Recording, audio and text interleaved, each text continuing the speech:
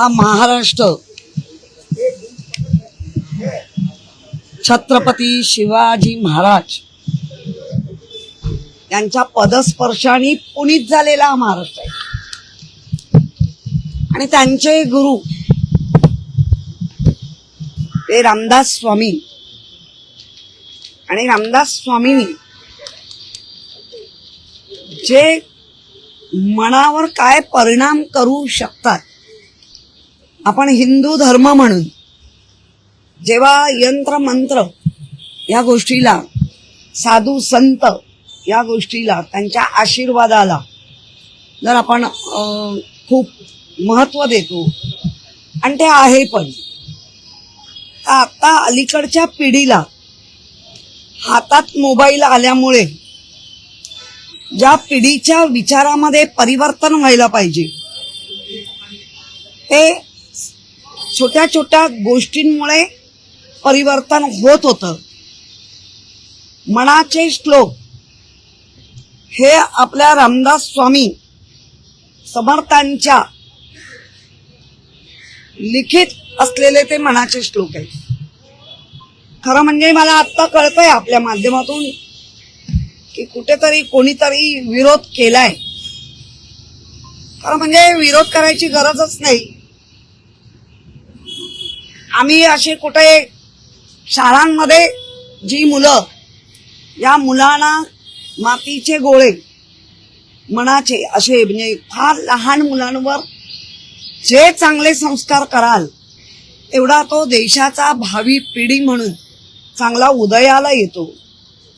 आणि माझ्या महानगरपालिकेच्या कितीतरी शाळा आहेत, शाळेंचे विद्यार्थी कितीतरी लाखात आहेत, आणि जर अशा असतील तर त्यांच्या मनावरती आता खऱ्या अर्थाने सर्व जाती धर्म पंथ या लहान मुलांवर संस्कार म्हणून एक जो सामाजिक, हे मनाचे श्लोक फक्त हिंदूंचेच आहेत असा भाग कोणी आणू नये. हा सामाजिक संस्कार आहे, आणि तो सामाजिक संस्कार हा प्रत्येकावर व्हायला पाहिजे. आणि ती जी पिढी घडत येते, कारण आम्ही आमच्या शाळेत आम्हाला मनाचे श्लोक शिकवले जायचे, मनाच्या श्लोकांच्या कॉम्पिटिशन व्हायच्या, जास्तीत जास्त मनाचे श्लोक कोणाचे पाठ त्याला बक्षीस मिळायचं. कधीतरी अशी पण कॉम्पिटिशन असायची की मनाचे श्लोक अर्थसहित सांगा.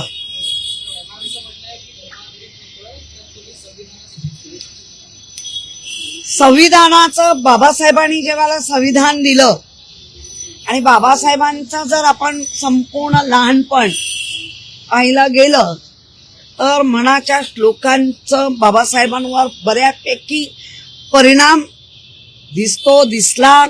आणि म्हणूनच शिक्षणाने आणि मन मजबूतानी विचाराची पगडा तर बाबासाहेबांनी आपल्याला संविधान दिलं. आणि बाबासाहेबांच्या संविधानामध्ये ज्याला खरं संविधान कळत असेल त्याला प्रत्येक ठिकाणी जरी वाक्यात हे नसली तरी त्या संविधानामध्ये चांगलं वर्तन करणारा नागरिक घडावा हेच दाखवत आहे. अधिकार दाखवत आहेत, अधिकाराबरोबर कर्तव्य दाखवली आहेत. मग अधिकार आणि कर्तव्य त्याच्यामध्ये जर एक छोटी पुसट मनाच्या श्लोकांची रेग असेल तर ते अधिकारही चांगले बनतील आणि कर्तव्यही चांगले होतील. छत्रपती शिवाजी महाराजांचे गुरु असं तुम्ही म्हटलेला उल्लेख केला यामध्ये सुरुवातीला, परंतु त्यावरून देखील वाद आहे की खरंच छत्रपती शिवाजी महाराजांचे गुरु आहे. मी खरं की खोटं हे मी पाहायला जाणार नाही, आणि मी तेवढ्या खोलपर्यंत जाणार नाही. मला इतिहास बदलायचा नाहीये. ज्या इतिहासाला आम्हाला शिकताना सांगितलं गेलेलं आहे आणि आमच्या मनावर तो जो पगडा बसलाय, तर आम्ही असंच म्हणा, समर्थ रामदास स्वामी हे छत्रपतींचे गुरु होते. कारण अनेकदा ते त्यांच्या सानिध्यात असायचे. त्यामुळे ज्याने कोणी काही चांगली आज गुरु आपण बघतोय, कॅप्टन स्वरूपात पण गुरु बघितले. चांगला कोणी शिकवला तर तो आपला गुरु.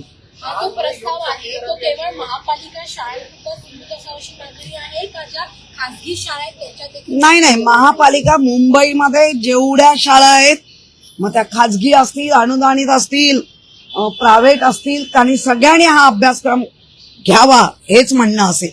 कारण कालच एक कोर्टाचा मी निकाल ऐकला. कॉन्व्हेंट या ह्याच्यावरती कोर्टाने निकाल दिलाय. ज्या सिस्टर कॉन्व्हेंट म्हणून ज्या चालवतात त्यांना म्हणू शकता, पण ते अंमलात आणू शकत नाही, असा कोर्टाचा निर्णय. त्यामुळे सर्व शाळांमध्ये काय असं काही नाहीये ना, शाळांमध्ये सर्व धर्मीय मुलं शिकतात आणि आपल्याला छोट्या मुलांवर चांगले परिणाम, देशासाठी प्रेम करणारी मुलं आणि संपूर्ण जिथे जिथे कुठे राहतो त्या याच्यावरती प्रेम करा आणि चांगलं वर्तन करा हे सांगण्यासाठी आम्ही करतो. या प्रश्नावर आता सभागृहात चर्चा होणार आहे. भाजप स्वतःला हिंदुत्ववादी पक्ष म्हणते. भाजप आणि शिंदे गटाकडून तुमची काय अपेक्षा आहे? मला मुळात ज्या गोष्टी मी मांडल्या त्या गोष्टीसाठी मी सर्व धर्मीय, हिंदू तर आम्ही आहोतच, पण आपल्या आजूबाजूला जी शाळेत मुलं असतात त्या सर्वांना या गोष्टीचं शिक्षण दिलं. कारण आपण मराठी कंपल्सरी केलंय सर्व शाळांमध्ये, तर सर्व शाळांमध्ये जर आमच्या महाराष्ट्रात मराठी कंपल्सरी आहे, तर आमच्या मुंबईतल्या सर्व शाळांमध्ये हा मनाच्या श्लोकाचा 15-20 मिनिटाचा जो पिरियड आहे तो घ्यावा आणि त्या शिकवावा. उच्चार चांगले होतात, स्मरणशक्ती वाढते. हे साधे साधे प्रयोग आहेत, ते आपल्या मुलांवर करावे आणि चांगला आदर्श नागरिक देशाचा घडवला पाहिजे. सत्ताधारी भाजपने काय अपेक्षा असेल तुमच्या? सत्ताधारी भाजप ते अगदी सचिवालयातनं पास आणलंय हिंदुत्वाचा असं जर बघताय, तर त्या हिंदुत्वाच्याच ह्याच्यावरती आपण बोलतोय.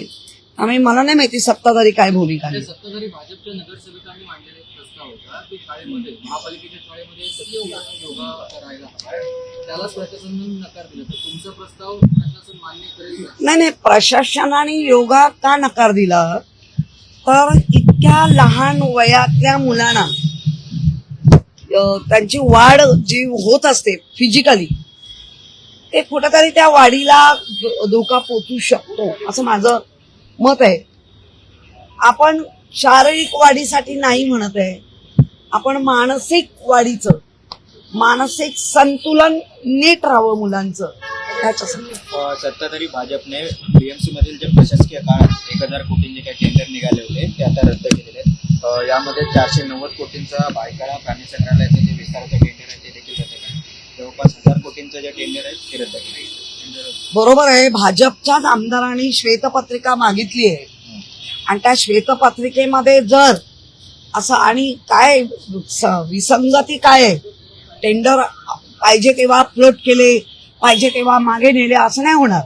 विसंगती काय होती, कसं आहे, का केली, कोणी केली, कुठल्या डिपार्टमेंटनी केली, कोणी त्यांना पत्रव्यवहार केले, सगळं आलं पाहिजे. श्वेतपत्रिका म्हणजे काय, तर मागणी कोणाची होती, पुरवठा कोण करत होता तेच आहे. त्याचबरोबर घराकडे ज्या दिल्या गेल्या होत्या त्यांच्यावर देखील आता कारवाई व्हावी अशी प्रकारची मागणी अरुणा साबणे या व्यक्तीने साहित्यिकेने केली आहे. काय वाटतं? खरं म्हणजे ज्या महिला गेल्या त्यांना नेल्या होत्या का हे आधी बघा. आणि जे मंत्री गेले, सामने ताईंना मी म्हणेन मागणी करतातच आहात, तर त्याच्यावर मंत्री महोदय गेले, आमदार गेले, त्यांच्यावर काय करणार तेही सांगा.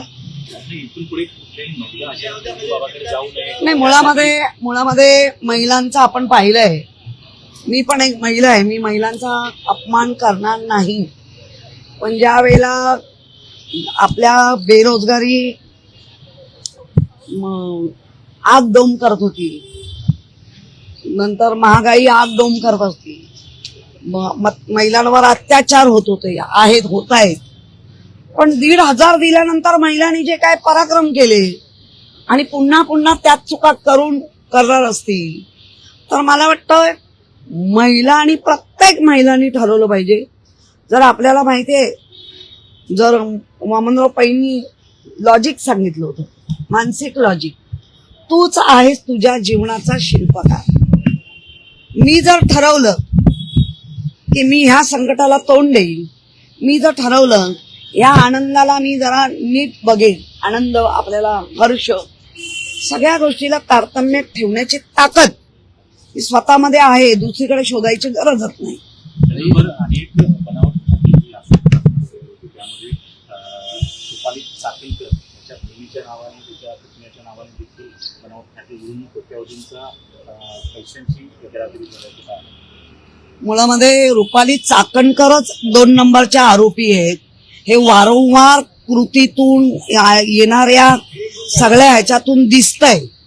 तर मग का रुपाली चाकणकर जर बिनदिक्कत SIT ला जाणारच नाही आणि आजही ती सांगते SIT ची कुठलीही माझ्याकडे इन्क्वायरी लागली नाही, तर कोण तिला वाचवतंय? आणि जर त्या आल्या तर ते सगळं जे काय घडलंय ते कळेल. मुंबई महानगरपालिकेकडून 3 वर्षापूर्वी ई टॉयलेट जे सुरू करण्यात आले होते. त्यामधील एक ई टॉयलेट ते स्ट्रीटला गुलाब्यामध्ये उभा आहे. त्या ठिकाणी कॅफे उघडण्याचा प्रकार जो आहे तो त्या ठिकाणी वरती झाला आहे. गुलाबी बसेस. आणि शिफारस जी आहे ती नार्वेकर यांची असल्याची देखील माहिती सुरू आहे. तुम्हाला सांगते नार्वेकरांच्या वॉर्डमध्ये फार गडबड आहे बाबा. व्यायामशाळा, व्यायामाचे सगळे प्रकार घेतले आणि व्यायामाच्या ज्या जागेवर पाहिजे साहित्य ते कुठेच नाहीये. आणि अधिकारी सांगतात की आम्हाला नार्वेकरांचं अभय आहे. अशा पद्धतीने मुंबई रन करणार आहात का? एकेका घरामध्ये 3 लोकप्रतिनिधी लावून अख्खा विभाग लुबाडण्याचा काम असं अधिकाऱ्यांच्या बोलण्यात तर दिसतंय. त्यामुळे त्याची इन्क्वायरी होणार. आणि ज्या पद्धतीने चाललंय, तुमचा प्रश्न काय होता? ते पिंक बसेस हे सगळं लाटायची काम आहे. तो जो टॉयलेट खरं म्हणजे तेही चुकीचं केलंय. आज आपण शिवाजी पार्क मध्ये जर पाहिलं तर तिथे कोण जात नाही, इतकी दुर्गंधी आणि घाण आहे. त्यामुळे व्यवस्था पहिली चांगली करा, लुबाडायचं काम कमी करा. ताई, दुसरीकडे आपण जर पाहिलं तर मग सध्या सुनेत्रा पवार यांच्या पक्षामध्ये वाद सुरू आहे. त्यांची उपमुख्यमंत्री पद हे आता वादाच्या भोवऱ्यात येताना पाहायला मिळते. कारण त्यांनी जे पत्र लिहिलं होतं ते व्हॅलिड धरू नका असं त्यांनी सांगितलं होतं, परंतु आता जे पत्र लिहिलं आहे त्यामुळे वादाच्या खिंडीत ते आले आहेत. त्यांचं उपमुख्यमंत्री पद जे आहे ते देखील धोक्यात आल्याची माहिती मिळते. जवळ राहायचं आणि धोके वाढवायचे हे आता महाराष्ट्राच्या राजकारणात दिसायला लागलंय. सुनेत्रा ताईंबद्दल मी एवढंच म्हणेन, त्या खमक्या आहेत, त्या अजित पवारांच्या पत्नी आहेत. त्यांचं मोहिते पाटील या घराण्यात त्यांचा जन्म झालाय. राजकारण त्यांनी जन्मापासून पाहिलंय.